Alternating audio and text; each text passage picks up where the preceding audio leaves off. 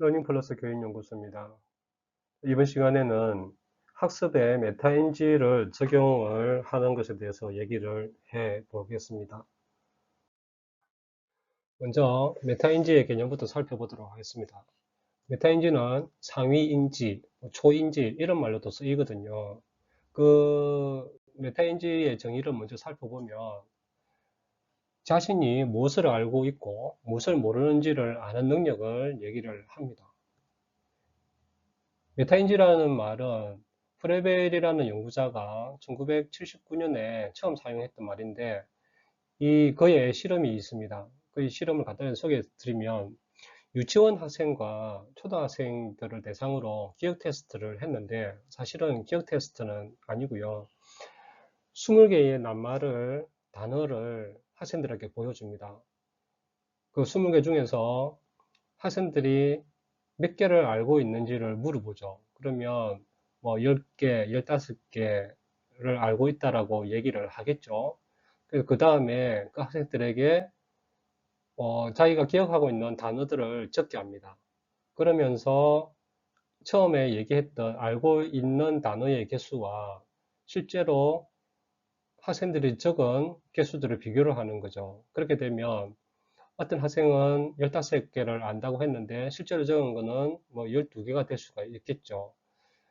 그 결과를 보면 초등학생들은 자기가 알고 있는 단어를 알고 있다라고 했던 개수와 실제로 적은 개수가 비슷하게 나왔지만 유치원 학생들은 그 차이가 났다는 거죠. 그래서 알고 있는 것과 실제로 그 아는 것을 표현했을 때의 차이가 생기더라는 거죠.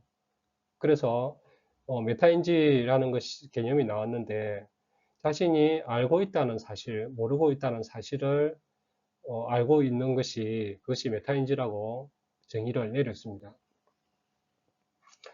알고 있다는 것과 실제로 알고 있다는 것은 이 차이가 있다는 거죠. 리사 손이라는 콜롬비아 대학교의 심리학과 교수가 있는데 우리나라 교포입니다. 몇 년 전에 이분이 쓴 책이 되게 이슈가 됐죠. 메타인지 학습법이라는 책으로 우리나라에 알려졌는데 이분은 메타인지를 연구하는 학자거든요. 이 사람이 정의한 메타인지는 생각에 대한 생각, 생각에 관한 생각, thinking about thinking이라 해서 내가 생각하는 것에 대해서 또 다른 생각을 얘기를 합니다. 이분이 심리학과 교수이기 때문에 좀 넓은 의미에서 보면 자신의 기억, 느낌, 지각하는 모든 것을 판단할 수 있는 능력이라고 정의를 내렸거든요. 그래서 메타인지라는 것은 자신의 생각하고 있는 것을 한 차원 높은 생각이 객관적으로 판단하는 능력을 얘기를 합니다. 한 연구를 살펴보도록 하겠습니다. IQ와 메타인지가 학업 성취도에 어떻게 영향을 미치는지 하는 연구가 있는데 그 결론을 말씀드리면 IQ, 즉 지능 지수는 학업 성취도에 25%의 영향을 주는 것이고 메타인지는 40%의 영향을 주는 것으로 나타났습니다. 2014년도에 이분들이 연구한 결과가 있는데 IQ보다는 메타인지의 능력이 훨씬 학업 성취도에 영향을 끼친다는 것으로 결론이 났죠. 프레벨은 메타인지 전략을 소개를 하고 있습니다. 그래서 그 메타인지 전략을 학습에 어떻게 반영하는지 한번 살펴보도록 하겠습니다. 먼저 계획하기 전략입니다. 인적 자원, 물적 자원을 선택하는 것인데 계획 단계에서 내가 누구로부터 배울 것이고 내가 누구와 함께 공부를 할 것인지 하는 것이 계획이 되어야 되겠죠. 이런 계획들을 메타인지로 한번 생각해 볼 수 있다는 것이고 그리고 물적 자원도 내가 어떤 교재를 사용할 것인지에 대한 것입니다. 어떤 교재를 선택을 했다면 그 교재 안에 목차가 있겠죠. 목차를 살펴보고 그리고 그 내용을 훑어봄으로써 그 교재가 요구하는 것이 무엇인지 추측이 가능할 겁니다. 그래서 그에 따른 목표를 내가 설정할 수 있는 것이 계획하기 전략이고요. 점검하기 전략은 내가 어떤 과제를 수행하는 결과를 가지고 어떤 기준으로 내가 평가를 할 것인지 자신만의 평가 기준을 세우는 것인데, 그 기준에 의해서 내가 점검을 할 수가 있겠죠. 학습 과정에서 내가 얼마나 집중을 했는지, 그리고 학습 내용을 내가 얼마나 이해했는지도 점검을 할 수가 있을 것이고요. 구체적으로는 시험 상황에서 내가 시험 문제를 적절한 시간에 풀었는지 이런 것도 점검할 수가 있겠죠. 이런 것이 점검하기 전략입니다. 그리고 조절하기 전략인데, 어떤 학습 과정에서 문제가 생겼거나 어떤 내용을 내가 이해하지 못하는 일이 생길 수도 있잖아요. 그랬을 때는 내가 제대로 알기 위해서 처음으로 돌아가든지 이해하지 못했던 부분으로 돌아가든지 하는 그런 전략이 필요합니다. 그리고 학습 과정 전반에 걸쳐서 이것이 효과적인지 효율적인지, 만약에 그렇지 못하다고 했을 때는 효과적인 방법들로 내가 재조정하거나 효율적으로 내가 학습을 할 수 있는 그런 기회가 제공이 되어지겠죠. 그리고 학습 과정에서 가지고 있는 나의 학습 행동, 즉 학습 습관을 내가 수정 보완을 할 수가 있을 것이고, 또 내가 이해하지 못했던 부분이 있었다면 그 부분들도 조금 더 시간을 할애하든지 그렇게 할 수 있는 판단을 할 수가 있을 것입니다. 앞에서 말한 메타인지 전략을 가지고 어떤 문제가 주어졌을 때 그 문제를 해결하는 단계에 대해서 살펴보려고 합니다. 먼저 문제 확인 단계입니다. 어떤 문제가 주어졌을 때 그 문제를 읽다 보면 내가 이해하지 못할 때가 있어요.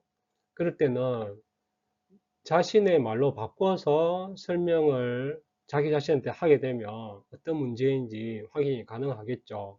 이것이 메타인지 전략을 활용해서 문제를 바라보는 시각이 될 수가 있을 겁니다. 그 다음에 예언 단계인데, 이 예언 단계는 그 문제가 내가 풀 수 있겠다, 없겠다 하는 그 기준을 얘기를 하는 건데, 이 문제는 내가 풀 수 있겠구나 하는 생각을 얘기를 하는 겁니다. 왜 풀 수 있는지 그 이유들도 자신한테 얘기를 할 수가 있겠죠. 지난번에 내가 이 문제와 비슷한 문제를 풀었기 때문에 나는 풀 수 있겠구나 하는 생각, 그리고 내가 이 푸는 공식을 배웠기 때문에 이 문제를 풀 수 있구나 하는 그런 메타인지적 생각을 할 수가 있고, 그러한 점검이 가능한 거죠. 그리고 계획 단계입니다. 그 문제를, 내가 풀 수 있는 문제들을 어떻게 푸는 것이 가장 적절한지 스스로에게 그 계획들을 한번 물어보는 겁니다. 질문을 해보는 거죠.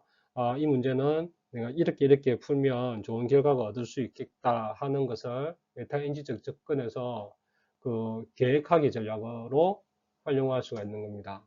그리고 마지막으로 실행 단계인데, 내가 계획한 대로 이 문제를 차례로 내가 풀어가고 있는 건가? 아니면 이 개념을 내가 이해하면서 풀어가고 있는 것인지 자기 자신한테 또 이렇게 자문을 해보는 거죠. 그러한 과정에서 실행이 되어지는 것인데, 중간에 내가 잘못 풀었거나 하게 되면 조절할 수 있는 전략, 조절하기 전략을 통해서 다시 처음으로 돌아가거나 문제를 재해석해서 그 문제를 접근하는 그런 전략들도 쓸 수가 있겠죠. 이러한 전략들을 통해서 문제를 이 네 가지 단계를 거쳐서 문제를 해결할 수가 있을 것으로 보여집니다. 오늘의 럼플 포인트입니다. 메타인지는 thinking about thinking, 생각에 관한 생각이라고 얘기를 합니다. 정의를 하는데, 지금 내가 생각하고 있는 이 생각을 바라보는 객관적인 생각이 있을 겁니다. 그 생각이 메타인지인데, 그 생각에 초점을 맞추시면 좋은 결과가 있을 것으로 보여집니다. 모르면서 알고 있는 것처럼 우리는 착각하면서 사태가 많이 있습니다. 특히 시험을 치고 나서 틀린 문제에 대해서 내가 실수로 틀렸다라고 얘기를 하는 것은 사실은 그것은 나는 모른다는 것입니다.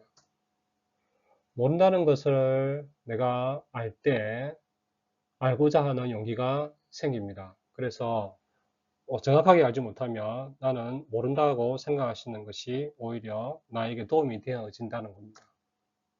그리고 전 학습 과정에서 메타인지 전략을 활용을 해보시면 좋을 것 같습니다. 메타인지의 전략은 세 가지가 있다고 그랬죠. 계획하기, 점검하기, 조절하기. 이 세 가지 전략을 여러분들의 전 학습 과정에서 활용하시면 좋은 결과가 있을 것이고, 또한 생각하는 공부를 이제 시작할 수가 있을 것입니다. 여러분들이 앞으로의 학습은 생각하는 학습으로 전환되기를 바라면서 오늘은 여기까지 하겠습니다.